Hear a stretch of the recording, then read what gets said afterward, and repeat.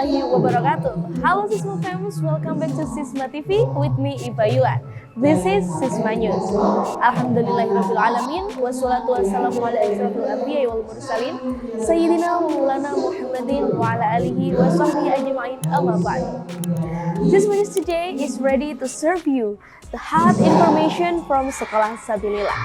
Today, Pusat Sabilillah Mendidik Indonesia atau SMI melaksanakan kegiatan BES di bulan Mei dengan tema Mastering Supervision tahapan yang kedua.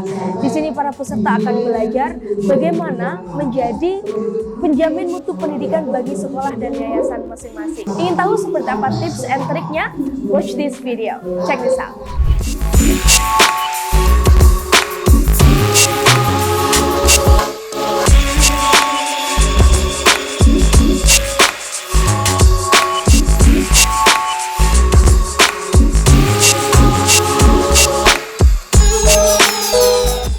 Alhamdulillahirrahmanirrahim.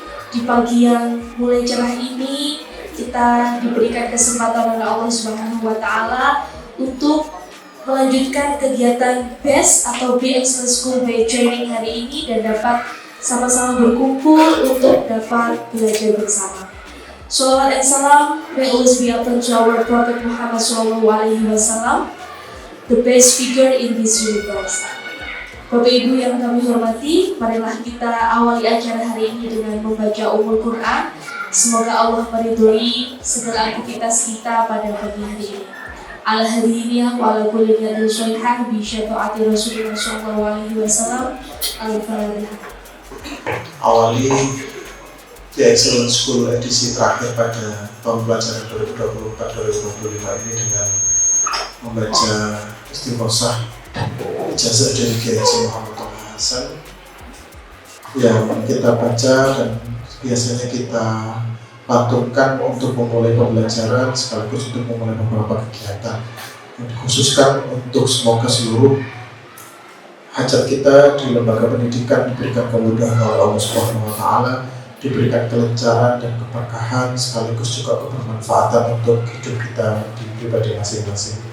Biridha'illahi ta'ala wa biniyati du'a wa qabul Ijahi sayyidul rasul wa ala hadihi niyami kulli niyatin sholihah wa ila hadratin Nabi Mustafa Sayyidina Muhammad sallallahu alaihi wasallam wa ila ruhi Muhammad al-Hasan wa liqada'il hajah wa tanzilil barakah daf'il baliyah wa talabi ridallahi ta'ala wa biniyati du'a wa qabul Ijahi sayyidul rasul wa ala hadihi niyami kulli niyatin sholihah. Al-Fatihah. أعوذ بالله من الشيطان الرجيم بسم الله الرحمن الرحيم الحمد لله رب العالمين الرحمن الرحيم مالك يوم الدين إياك نعبد وإياك نستعين اهدنا الصراط المستقيم صراط الذين أنعمت عليهم غير المغضوب عليهم ولا الضالين رب اغفر لي ولوالدي وللمؤمنين آمين. Bapak Asisten Direktur 3 Lembaga Pendidikan Islam Sabilillah Malang, Bapak Dr. Haji Muhammad Wartono, Magister Pendidikan. Pada beliau dipersilakan. Puji syukur karena Allah SWT marilah kita panjatkan atas berbagai kenikmatan yang telah diberikan kepada kita semua, atas taufik, hidayah dan inayahnya yang telah diberikan kepada kita semua, sehingga pada pagi yang cerah ini di tempat insya Allah mubarakah ini kita dapat berkumpul bersilaturahim dalam rangka pelaksanaan BES bulan Mei 2025 dalam keadaan sehat walafiat, meningkatkan kualitas layanan pendidikan di sekolah kita masing-masing. Tidak jelas. Terlebih pada kesempatan ini kita mengkaji tema yang sangat penting, sangat bermakna bagi siswa kita, yaitu tentang bagaimana menjadi pendidik yang berkualitas melalui proses evaluasi dan refleksi yang bermakna. Bagus sekalian ya, itu kan ada input, ada proses, ada output, outcome ya. Jadi semuanya itu harus bagus. Nah, mungkin saja dari sekolah-sekolah kita ributnya terbatas lah ribuannya ini. Tapi itu kan berarti kita harus berhenti untuk memajukan bangsa ini melalui pendidikan ini. Ya. Nah, setelah inputnya bagus, prosesnya harus bagus, Bapak Ibu sekalian. Nah, prosesnya bagus itu antara lain Bapak Ibu ngangsu kaperuk di sini ini, gitu ya, ngangsu kaperuk di sini ini. Nah, dengan evaluasi yang bagus, maka kita bisa mengetahui proses pembelajaran kita itu udah bagus apa belum. Tapi kalau proses evaluasinya tidak betul, nah kita nggak bisa menilai proses pembelajaran kita ini bagus atau tidak. Ada sebuah pantun bagi Bapak Ibu semuanya. Buah rambutan berbuah lebat, rambutan binjai manis dan sedap. Peserta BES harus penuh semangat. Tanpa semangat, prestasi akan lenyap. BES siswa di Excellent School Training dituntut untuk terus melakukan proses evaluasi dalam pembelajaran dan yang pada akhirnya akan melakukan sebuah refleksi yang mendalam dan jujur dalam pembelajaran tersebut.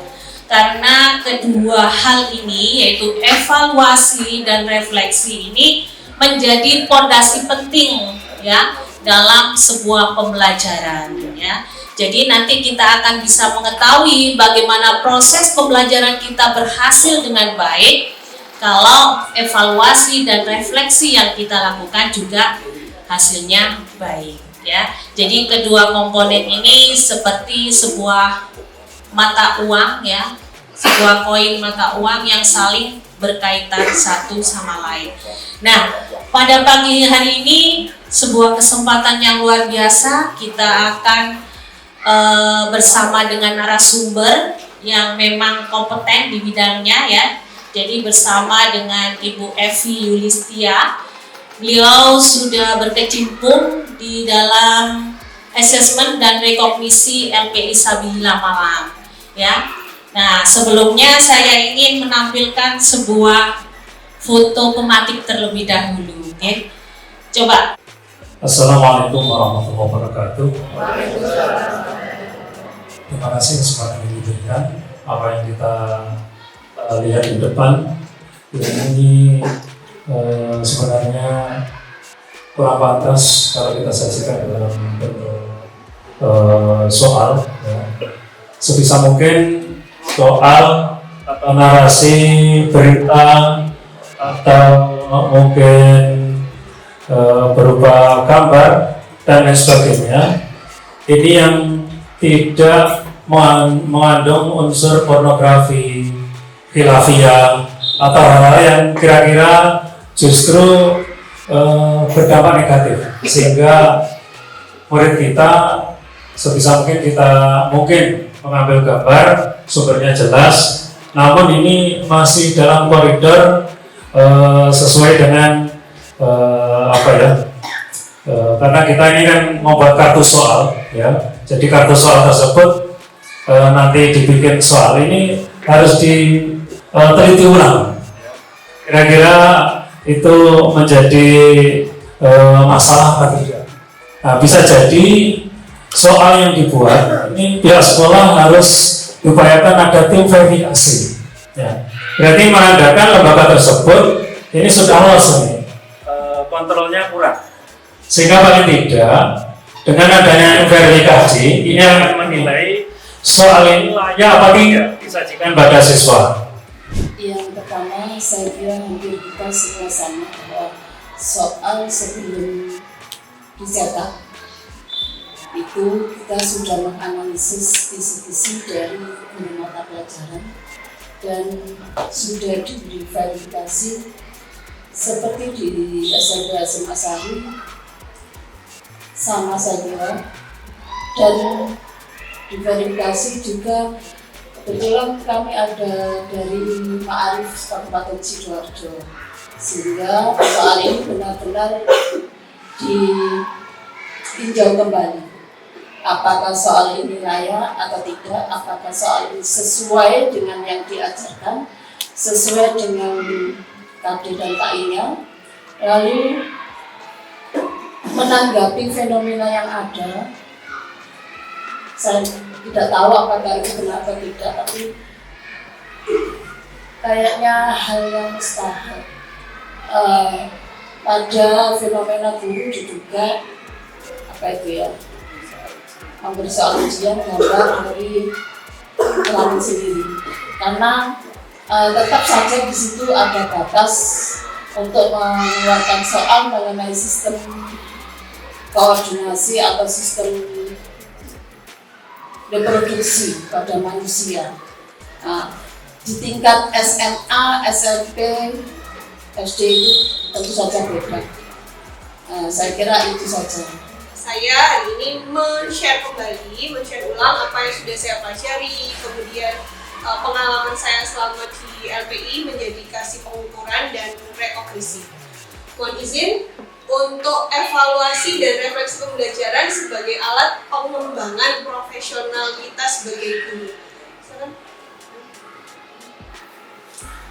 Nah, nih nanti kita fokusnya supaya lebih mudah, saya bagi ke 5 pertanyaan ini ya. Apa bedanya antara evaluasi dan refleksi, kemudian kapan itu dilakukan, kemudian siapa yang melaksanakan, kemudian bagaimana caranya, dan yang terakhir mengapa hal ini penting bagi kita. Dan nanti ada tambahan untuk teknis bagaimana kita menyusun instrumen evaluasi yang tepat seperti itu. Baik, selanjutnya insya Allah ini paparannya sebentar Bapak Ibu, nanti lebih banyak tanya jawab dan praktek saja saya rasa. Jadi kalau misalkan saya punya refleksi itu saya gambarkan sebagai lingkaran yang warnanya hijau, sedangkan yang evaluasi yang hijau, yang refleksi itu yang putih. Terus kalau kita gabungkan, kita hubungkan antara evaluasi dan refleksi, itu cocoknya penggabungannya atau hubungannya yang mana? Gambar yang paling kiri, yang tengah, atau yang paling kanan, atau justru berdiri sendiri seperti yang awal, yang atas. Monggo, siapa yang mau berpendapat terlebih dahulu? Yang itu yang tengah. Yang tengah, iya. Alasannya? Ketika kita sudah mengevaluasi, maka isi dari evaluasi itu harus kita refleksi. Jadi apa yang membuat ini kurang, apa yang membuat ini salah, atau apa yang harus diperbaiki, itu masuk di refleksi. Sehingga dalam refleksi itu ada evaluasi itu. Artinya evaluasi dulu baru refleksi. Oke, baik. Terima kasih. Itu diadakan setelah kita membahas pada tema-tema tertentu, atau dalam K13 dulu namanya KD ya. Mungkin ada satu KD ya. Ada istilahnya asesmen atau ulangan ya setelah selesai KD. Ada yang setiap akhir semester ya, kalau sekarang dinamakan ASAT ya, asesmen akhir tahun. Ini perlu diadakan untuk mengukur. Jadi evaluasi menjadi alat ukur sejauh mana daya serap siswa yang kita ajar mulai awal hingga yang terakhir. Ini sudah berapa persen tingkat daya serapnya ya. Harapan kita kan nilainya 100 semua, tapi ternyata variatif sesuai keadaan mereka masing-masing, baik mental maupun konten materi yang dikuasai. Nah, setelah itu memang perlu refleksi ya.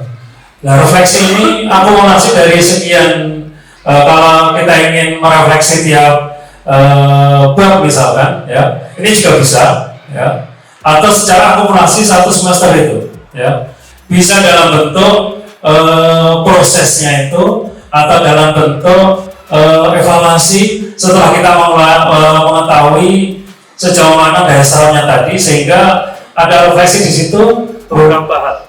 Kalau yang terkait dengan materi berarti refleksi untuk siswa dan gurunya. Ada kekurangan dalam proses bagaimana, atau mungkin dalam hal alat ukurnya ya. Bisa jadi tingkat kesulitannya terlalu banyak analisis, ya. Kalau sesuai koridor ini kan paling enggak dari 100% ini 20% lah yang tingkat analisis, ya, atau kita katakan sulit, ya. Ada yang sedang, ada yang mudah. Nah, bisa jadi penyebaran soal itu justru terlalu banyak yang sulit, sehingga ini menjadikan kita harus evaluasi diri, alat ukurnya yang berarti kurang pas. Saya membaca beberapa referensi, ya.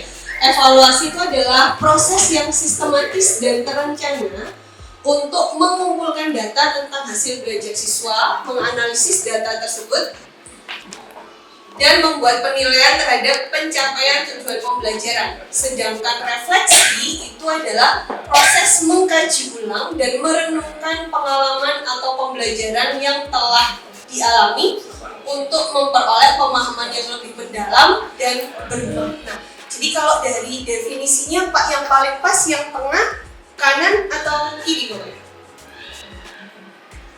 Menurut Bapak? Yang lebih luas cakupannya adalah yang refleksi atau evaluasi?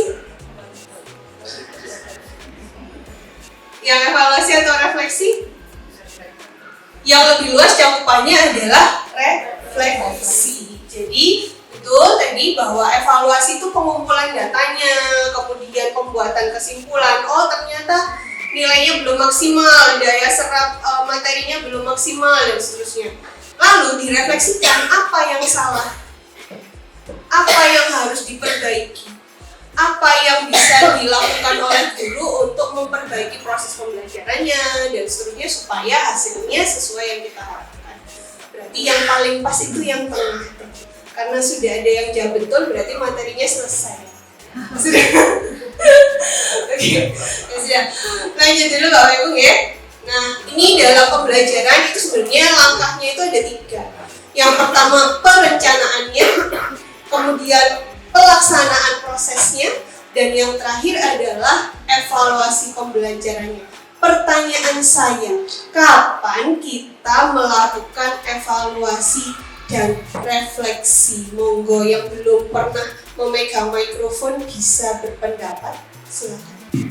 Ataupun barangkali beberapa materi, sehingga ketika nanti refleksi bisa nanti ketika selesai evaluasi materi pertama atau beberapa materi. Ya, terima kasih. Oke, terima kasih pendapatnya. Evaluasi pembelajaran itu biasanya dilaksanakan setelah proses pembelajaran, di mana biarpun tidak hanya misalnya kita melakukan suatu pembelajaran dalam 1 hari itu, namun misalnya kita tidak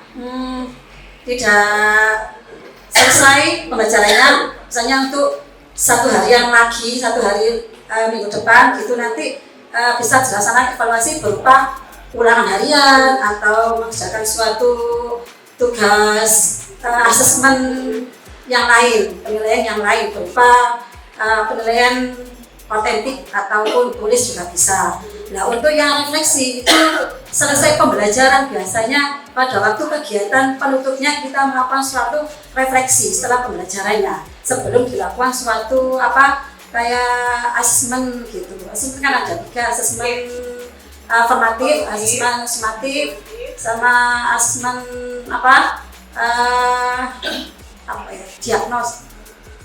diagnostik kayaknya itu. Ya, jadi untuk evaluasi setelah proses pembelajaran dan untuk refleksi pada kegiatan setelah inti ataupun pada kegiatan penutup itu. Dari Pak Sulan, monggo. Yang evaluasi yang bagian atas, dan bagian kedua yang refleksinya. Karena refleksi dilakukan setelah evaluasi. Setelah evaluasi, kita refleksi hasil pembelajaran kita dirasa kurang baik, maka sebelum pembuatan perencanaan pembelajaran, kita merefleksi pembelajaran kita untuk pembenahan proses pembelajaran selanjutnya. Itu evaluasi, mengapa di situ di EPP belum tercantum kegiatan yang menggambarkan tahap verifikasinya. Bersama dengan yang dari Pak Suram tadi. Yang kedua, memang ketika terjadinya pembelajaran ada step yang terlewatkan di situ, sehingga si ibu guru tadi dalam kasus kedua tadi Bu Evi harus merubah cara pembelajarannya atau cara pengelolaannya bagaimana. Mungkin seperti itu. Oke. Berarti terjadinya bisa diproses pembelajaran. Oke. Mungkin itu dari saya. Terima kasih. Pembelajaran. Yang pertama tentu saja output. Jadi Pak Wartono sudah menyinggung bahwa dalam pembelajaran penyelenggaraan pendidikan di sekolah itu kita ada 4 komponen. Yang pertama input, yang kedua proses, yang ketiga output, yang keempat outcome. Apa Bu bedanya output dan outcome? Output itu instan, hasil instan nih. Sedangkan outcome itu adalah efek yang ditimbulkan dari hasil output itu tadi. Contoh, SMA Sabilillah kelas 12 outputnya bagus. Tahu dari mana? Banyak yang keterima di ITB, UNER, IPB, UB, dan seterusnya. Kemudian tahun kedepannya pendaftarnya banyak, semakin banyak. Kemudian nama sekolah akreditasinya meningkat nilainya.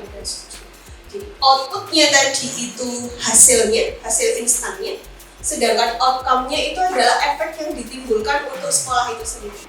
Sekolahnya menjadi bagus, menjadi berkualitas, banyak pendaftarnya, dan seterusnya. Seperti itu ya. Jadi outputnya kita harus tahu dulu mau apa mau nilai, atau hanya mau data tanggapan anak-anak saja, atau mau yang tesnya internasional, tarafnya internasional. Jadi outputnya kita tentukan dulu. Contoh di LPI Sabilillah untuk SMA kelas 12 bahasa Inggris harus mendapat sertifikat TOEFL ITP yang bisa digunakan internasional. Itu output yang harus kita kejar. Kemudian pilih instrumennya. Lah berarti kalau butuh sertifikat yang internasional, kerjasamanya dengan siapa ya? Kamu memilih lembaga-lembaga yang kredibel untuk itu. Oh, kerjasamanya dengan UM, karena UM ada kerjasama dengan pihak ITP yang internasional seperti itu. Maka kita bekerja sama, instrumennya dari sana. Kemudian pengumpulan data, anak-anak mengerjakan soal, kemudian hasilnya keluar, dianalisis. Oh, dari 100 anak, 77 tahun kemarin 110 yang mendapat di atas 450 itu ada 77 siswa. Itu hasil instannya, dianalisis. Tercapai nggak ya target kita, output kita? Oh, tercapai. Maka kemudian tindak lanjutnya bagaimana? Berarti tahun depan metode pembelajaran yang sekarang bisa dipakai atau tidak?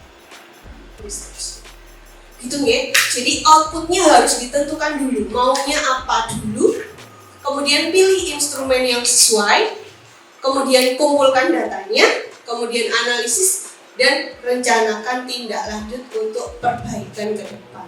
Itu yang harus diperhatikan untuk evaluasi dan refleksi pembelajaran. Lanjut Pak Rudi. Nah, ini fungsi evaluasi dan refleksi pembelajaran. Kenapa kok ini penting sekali Bapak Ibu? Jadi dulu waktu saya menjadi guru awal-awal, idealisnya luar biasa. Kalau nggak bisa ini ya, berarti anak itu nggak bisa. Pokoknya metodenya mengajarkan ini itu yang benar, yang saya terima dari dosen-dosen saya. Itu caranya seperti ini, tidak ada cara lain, harus menghafal misalkan. Kimia unsur itu nggak ada cara lain, harus menghafal. Tapi ternyata ketika itu saya laksanakan di lapangan sangat tidak efektif. Maka di situ, oh berarti ada perlu alternatif gitu ya. Jadi penting sekali kita melakukan evaluasi dan refleksi. Yang pertama tentu saja efisiensi dan efektivitas strategi pembelajaran yang digunakan. Tepat nggak ya? Sudah benar nggak ya sudah efektif belum ya? Apakah anak-anak jadi tambah ngerti atau tambah belas nggak ngerti? Dan seterusnya. Kemudian ini juga yang penting untuk siswa ya, untuk kita membantu siswa mengetahui kesulitan-kesulitan yang dialami peserta didik dalam proses belajar. Biasanya murid-murid saya, mapel saya itu kimia kan agak-agak horor-horor gimana gitu ya. Jadi ada angkanya, ada unsurnya, ada simbolnya, ada reaksinya, terus campur yang sulit-sulit jadi satu gitu. Jadi anak-anak, mem saya nggak ngertinya di sini. Oh ya, berarti kalau kamu nggak ngerti di sini, caranya begini. Biasanya, dan alhamdulillahnya anak-anak itu mau ngomong, mem saya nggak ngertinya di sini. Pernah kan ya, Bapak Ibu? Kamu nggak ngertinya di mana? Ya pokoknya nggak ngerti. Jadi anak-anak itu nggak tahu, mereka nggak taunya di mana itu mereka nggak tahu. Sama seperti orang sakit, kamu sakitnya di mana? Ya nggak tahu, pokoknya sakit. Gitu ya, sawah sakit. Jadi untungnya murid-murid saya itu mau ngomong sini, ini saya nggak ngertinya ini, saya nggak ngertinya ini, saya nggak ngertinya ini. Jadi kita bisa mencari cara, mengembangkan ide-ide yang tepat untuk membantu anak. Hal yang saya tuliskan di sini adalah untuk kelas 7. Itu tujuan pembelajaran 7.2 mendeskripsikan interaksi antar wilayah. Di situ ada materi pokoknya pemahaman lokasi. Indikator soalnya siswa mampu mengidentifikasi perbedaan antara lokasi absolut dan lokasi relatif. Untuk stimulus atau pemantik sebenarnya tadi saya masih bingung Bu. Jadi ini, ya, jadi stimulus atau pemantik ini stimulus atau pemantik untuk pembuat soal saya atau untuk anak-anak? Stimulus soalnya ya. Oh, untuk anak-anak. Oke. Nah, ini tadi stimulus saya ketika membuat soal gitu. Jadi lokasi absolut adalah titik lokasi yang pasti berdasarkan garis lintang dan garis terjun. Kalau bahasa gampangnya biasanya saya menerangkan ke anak-anak lokasi absolut itu biasanya di peta gitu. Kemudian instrumen soalnya, berarti kalau misalnya saya seperti ini sekaligus saya bertanya gitu Dua contoh soal untuk tujuan pembelajarannya. Yang pertama, peserta didik dapat menganalisis gangguan atau penyakit pada sistem peredaran darah manusia. Yang kedua, peserta didik dapat menghubungkan fungsi organ-organ peredaran darah manusia. Untuk tujuan bentuk soalnya yang pertama, ini dibuat model uraian, level kognitifnya L3 dengan indikator soalnya disajikan sebuah teks penyebaran penyakit DBD. Peserta didik dapat menelaah dengan benar. Untuk soalnya, jadi nanti disajikan stimulusnya dari bacaan, sehingga nanti dari bacaan ini peserta didik disuruh untuk menganalisis setiap pilihan jawaban yang ada di dalam teks atau stimulus ini tadi. Di sini di dalam soal ini saya memberikan sebuah narasi sederhana yang di dalamnya mencerminkan dekat dengan kehidupan sehari-hari anak-anak. Bentuk soalnya saya buat pilihan ganda dan untuk level kognitif level 3, gaji 3. Nah, di indikator soal ini diberikan wacana atau teks tentang perilaku yang mencerminkan nilai Pancasila, sehingga nanti di dalam teks itu anak-anak diharapkan bisa menentukan bentuk penerapan sila Pancasila sila keberapa. Contoh soal teksnya, Ria dan Pandu bersahabat sejak duduk di bangku TK hingga sekarang di bangku sekolah dasar. Mereka tinggal di lingkungan desa, rumah mereka berdekatan. Setiap hari mereka berangkat sekolah bersama, akan tetapi sudah 2 hari Ria tidak berangkat sekolah karena sakit. Oleh karena itu, sepulang sekolah Pandu menjemput Ria. Pertanyaannya, dari wacana itu, anak-anak diminta untuk menentukan, mengidentifikasi bahwa dari peristiwa itu perilaku yang ini mencerminkan pengamalan Pancasila sila keberapa. Itu untuk kognitifnya. Untuk keterampilannya barangkali misalnya salah, mohon maaf. itu dari setelah anak-anak membaca teks, anak-anak kan sudah bisa menentukan itu sila keberapa. Nah, anak-anak diminta memberikan contoh lain dalam kehidupan sehari-hari mereka yang sama dengan sila yang disebutkan di dalam teks tersebut. Terima kasih. Refleksi itu penting bagi guru untuk memastikan kita bisa melayani siswa dengan baik, ya. Karena tugasnya guru yang utama itu bagaimana kita melayani siswa belajar dengan baik, bukan hanya dari segi pengetahuannya atau keterampilannya saja, tapi juga dari perilaku yang kita harapkan muncul itu juga harus kita evaluasi. Oh, ternyata selama pembelajaran saya itu anak-anak sudah bisa nurut, sudah bisa aktif berpendapat dan seterusnya.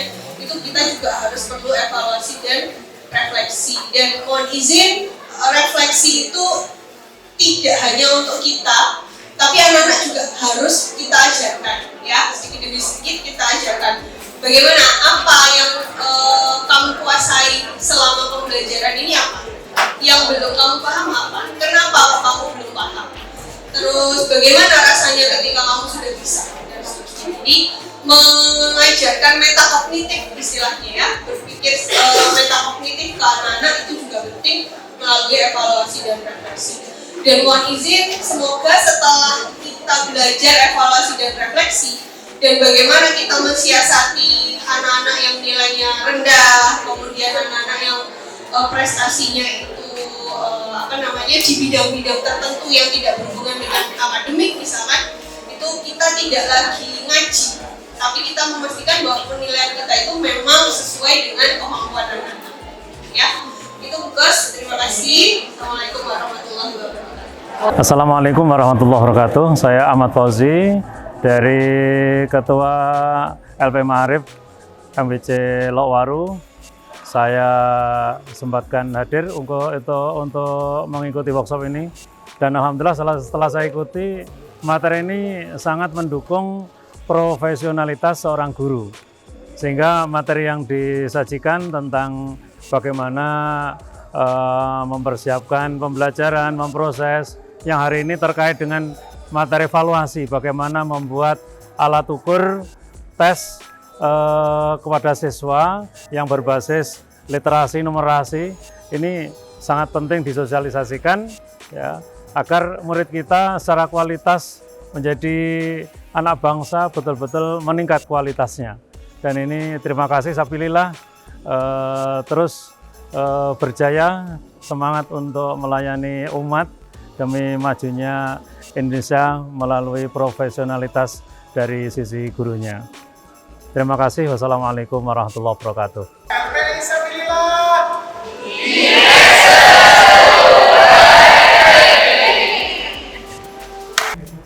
Itulah tadi rangkaian kegiatan Be Excellent School Bay Training di bulan Mei dengan tema Mastering Supervision. Semoga acara hari ini dapat menginspirasi para siswa FEMS dimanapun Anda berada. Terus dukung Sisma TV untuk tetap memberikan inspirasi dan channel ini berkembang dengan cara subscribe, like, share, dan juga komen di bawah. Nyalakan tombol lonceng untuk mendapatkan notifikasi terbaru dari Sisma TV. Saya Iva Yuan, pamit undur diri. Wallahul muwaffiq ila aqwamit thoriq. Wassalamualaikum warahmatullahi wabarakatuh. Sisma TV, mendidik membangun peradaban dunia. I'll see you again.